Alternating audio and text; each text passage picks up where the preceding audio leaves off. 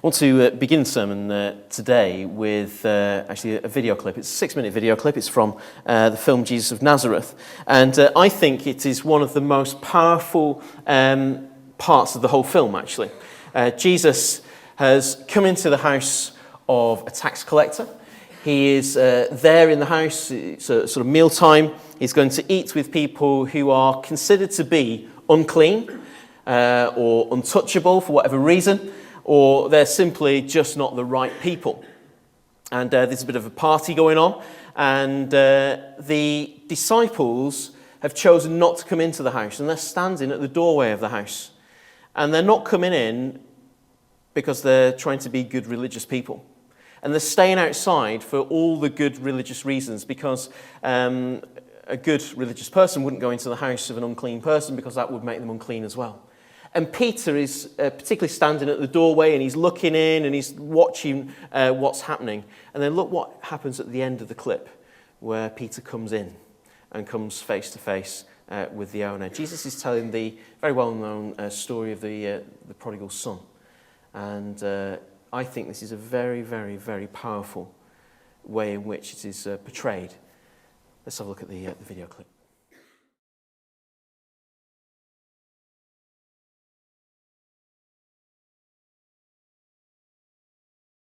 Jesus said, "As the Father has sent me, so I am sending you."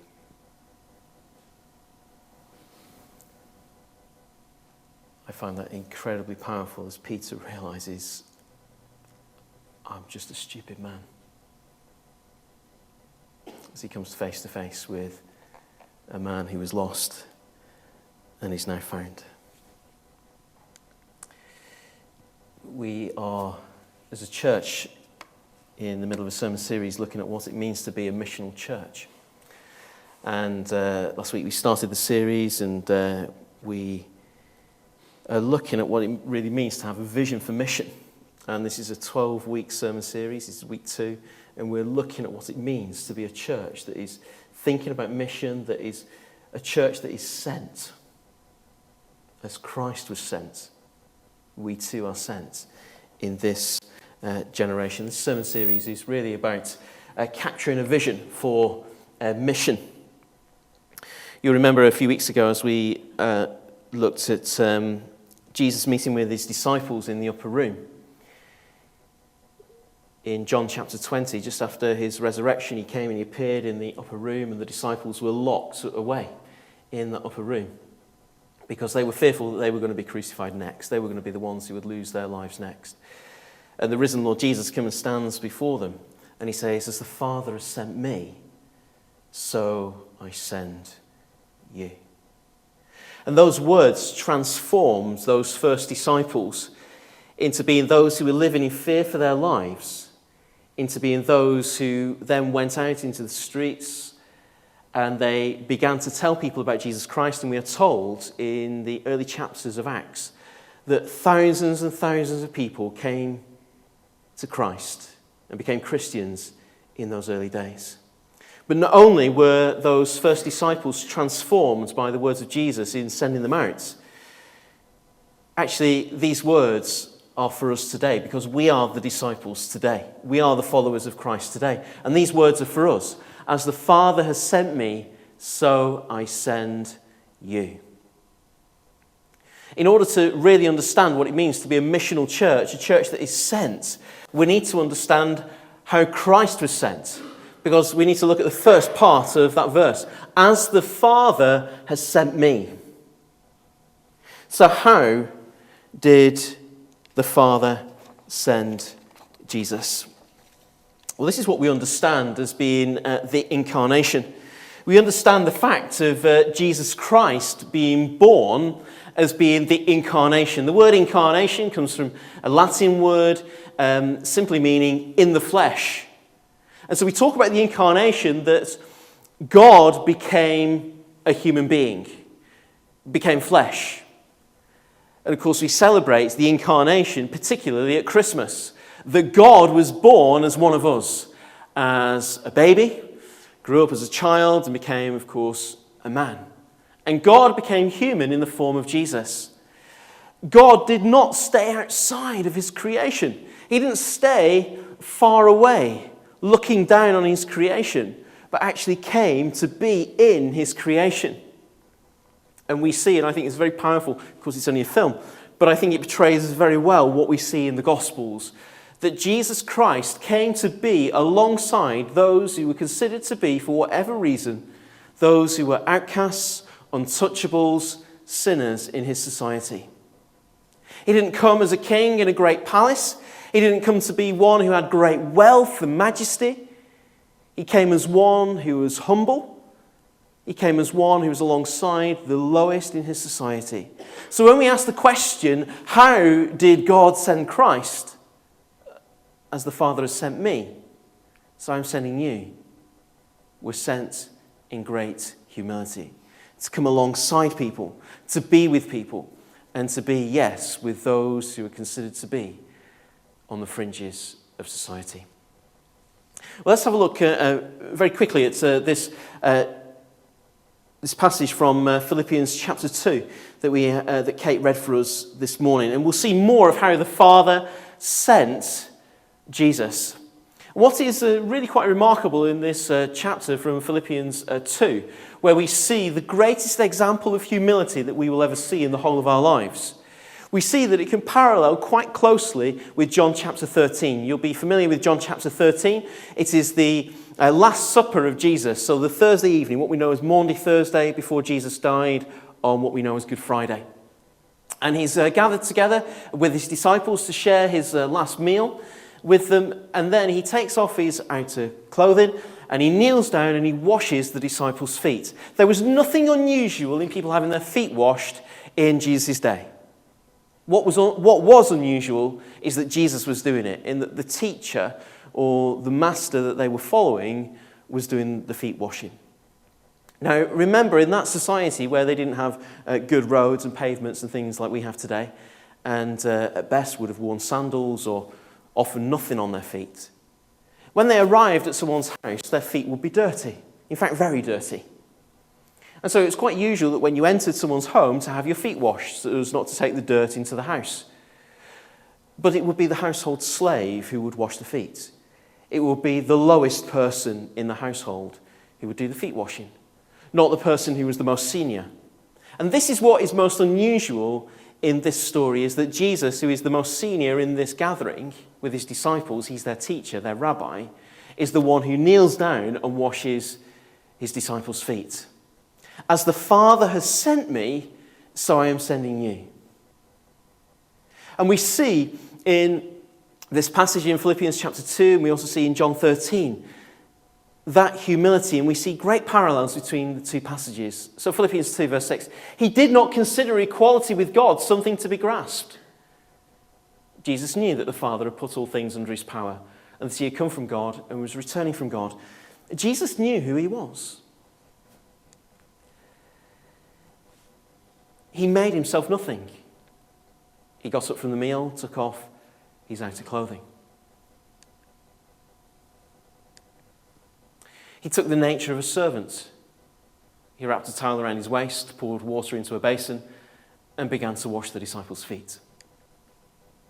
Therefore, God exalted him to the highest place. When he finished washing their feet, he put on his clothes and returned to his place. And God gave him the name which is above every name, that at the name of Jesus, every knee should bow and every tongue confess that Jesus Christ is Lord, to the glory of God the Father. You call me teacher and Lord, and rightly so, for that is what I am. The two passages are remarkably parallel and teach us an awful lot about how Jesus was sent. As the Father has sent me, and this is where the power comes, so I am sending you. And sending us to be servants in this generation. So when we're asking ourselves what it means to be a missional church, we're talking about being an incarnational church, one that is sent, and one that is sent to be like the people that we're sent to. We're simply saying, be like Christ. And Paul says in this passage in Philippians 2, your attitude should be the same as that of Christ Jesus. Be like Christ. And so this morning, as thinking about being a missional church, a church that is sent, we're talking about a church which is incarnational.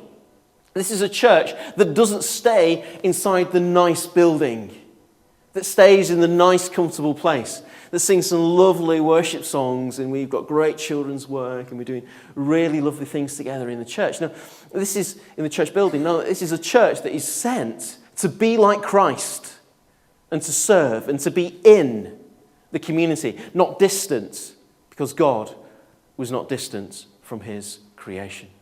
Be like Christ. Well, what does incarnational ministry mean for us? How do we work that out? It means actually being in close proximity to the people that we are sent to. You know, the places where we live and the places where we work are the places where we spend a huge amount of time. Of course, at home, the place where we live, we spend a lot of time. But in the place where we work, and increasingly people are working longer and longer hours, and we spend a huge amount of time at work. And we're sent into those situations, and we're in close proximity with the people that we work with. How do you conduct yourself at work? In the staff room, are you known as someone who helps others out? Are you known as being a person of great integrity and honesty?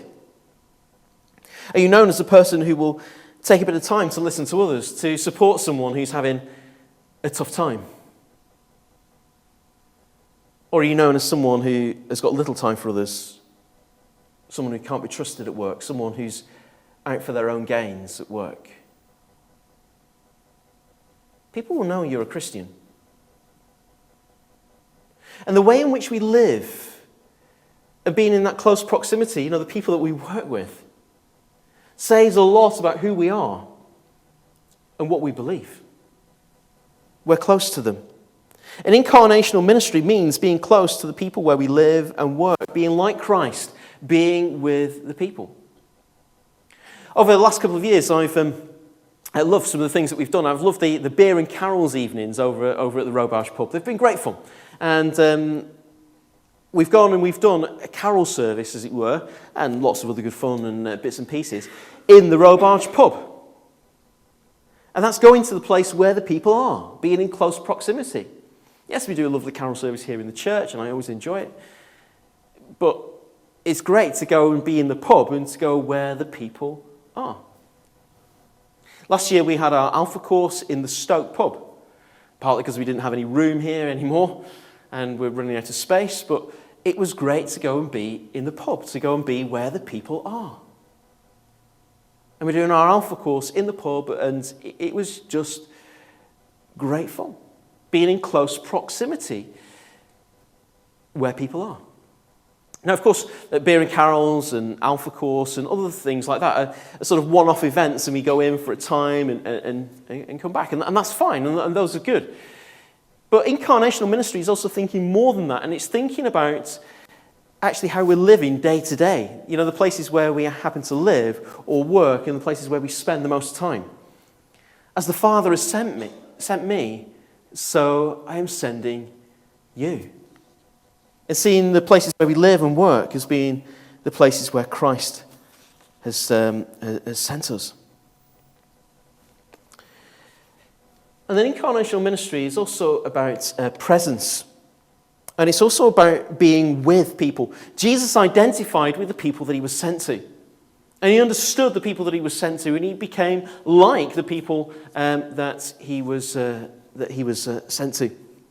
I want to tell you a little bit, if I may. I've got some people from my previous church, but I want to just tell you a little story from when I was a curate. And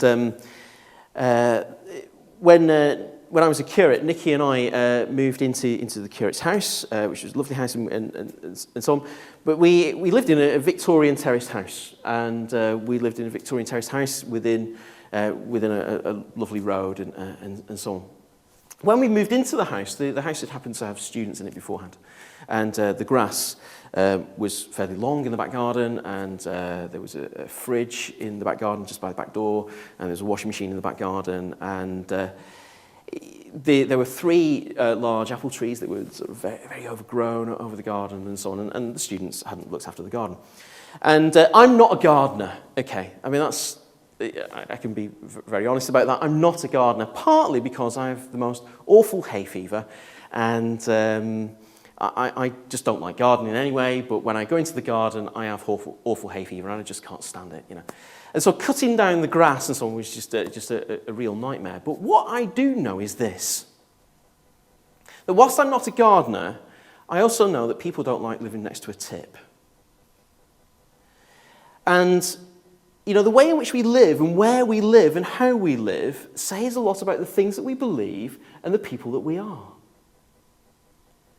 And so a friend of mine helped me to move the fridge and the washing machine and so on, and cut the grass down. And I also hate apples. I eat most things, but I just don't like apples. And the smell of raw apple actually makes me sick. Just the smell of a raw apple makes me sick. So if the boys are eating an apple or something like that, you know, I've got to leave the room. I mean, it's really that bad. It's almost like an allergic reaction to apples. I don't know if it is or not, but it really turns my stomach and can make me physically sick, the smell of an apple. So having 3 massive apple trees with apples on, which I didn't want to pick, and when they were falling on the floor and the smell of rotting apples and so on was turning my stomach. And I knew that I needed to cut these apple trees down, but I needed to cut them back because they're also going over the neighbour's garden. And people don't want to live like that. And not that I know anything about cutting down trees, except it's a saw and so on, and away you go. And I just cut the trees back. And one of the neighbours said, "Mark, thank you, it's great that you've sorted out the garden." You know, people know who we are and how we live. And when you live in a clergy house, and, you know, in that situation, people don't know the difference between a vicar and a curate. You know, they're just a vicar. And every now and again, your vicar sort of moves into the house and so on, and moves on again and so on. But it matters how we live. But it's not just people who are clergy. People know that you're Christians. Because where are you on a Sunday morning? And the things that you say and the things that you do and how you live and how we live say a lot about us as people and about the things that we believe in and who we believe. It says lots. It's a witness. And incarnational ministry is presence. It's about identifying with the people that we live with. Incidentally, that photograph is not a photograph of our garden, okay? It's not, and our garden will never, ever look like anything like that. And, you know, this is not about keeping the garden tidy. That's a sort of silly example. This is not about, you know, keeping the grass short and all that sort of stuff. This is about how we live and about identifying with the people that we live with. And you can translate that into your own particular situation and where you live and where you work and so on. But how we live and the things that we say and the things that we do say a lot about the things that we believe. Incarnational ministry is presence.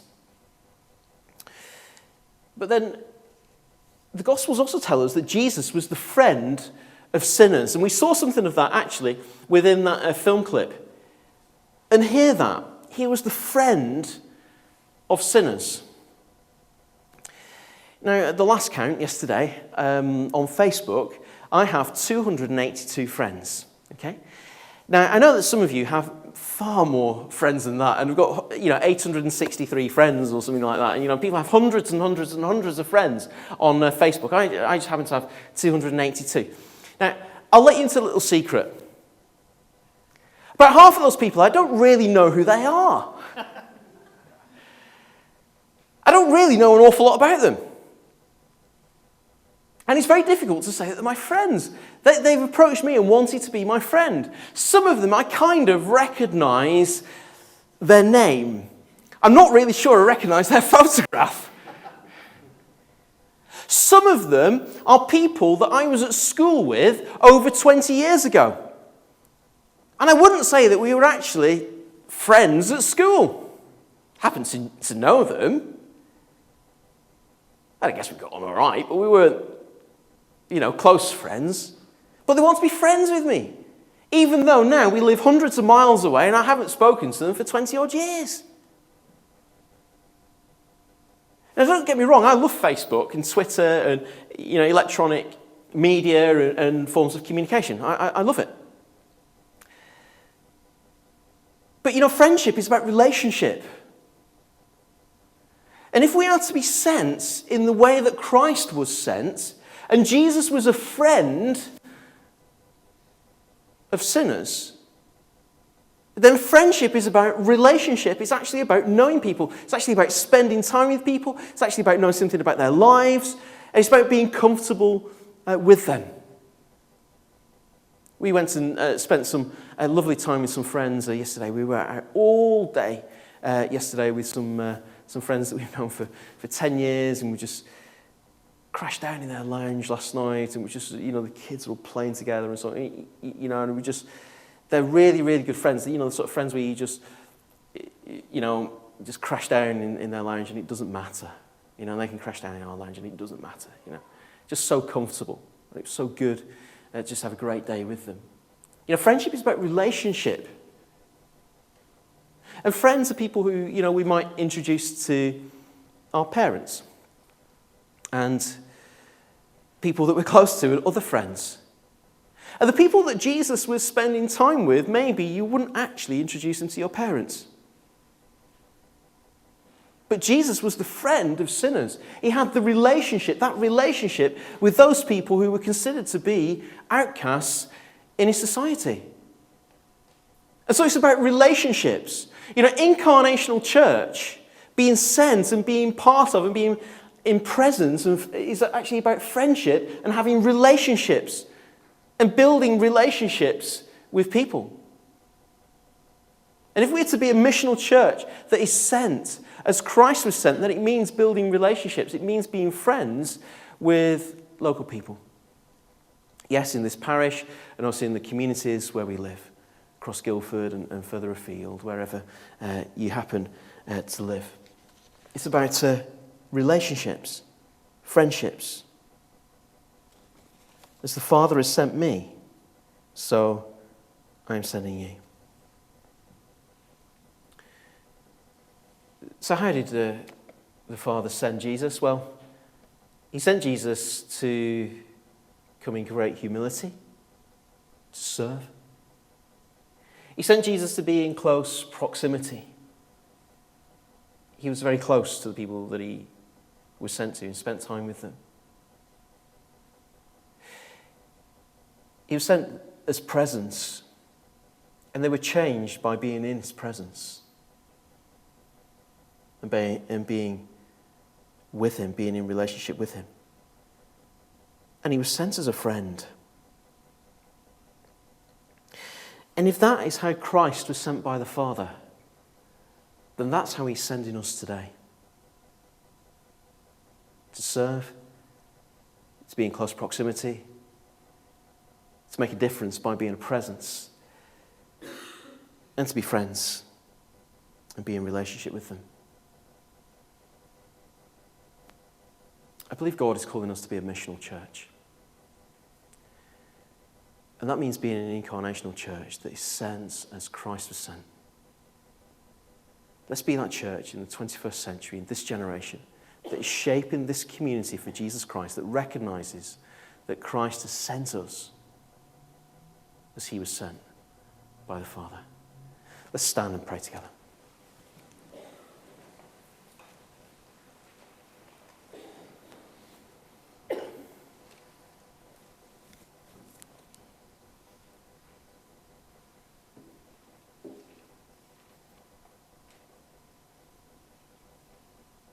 Father, thank you for your good things. Thank you for sending Christ to show the love of God. Thank you, Father, for sending us to show the love of God in this generation. Father, would you help us to be those who can come and to be presence in our communities, in our workplaces, in this parish that would say, that would bring a difference, make a real difference for the glory of Jesus Christ. Father, would we not, as it were, stand outside the doorway, but come in and be for the glory of Jesus Christ. Amen.